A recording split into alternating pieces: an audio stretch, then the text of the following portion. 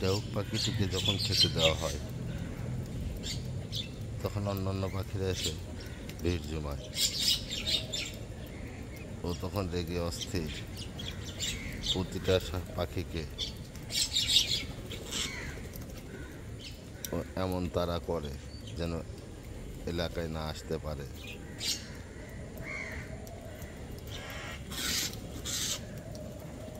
যখন যাকে ধরবে সেই জানবে আয় আয় আয়, থাক আসবে না, খেয়ে নে, তুই খেয়ে নে, আয় থাক।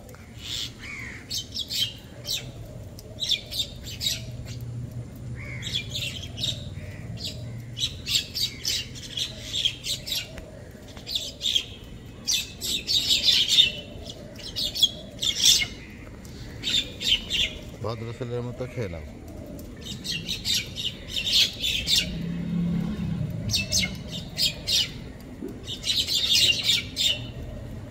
চিল্লামিল্লি করে না।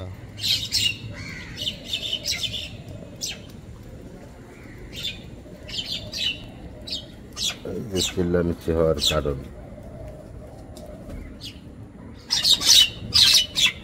থাক।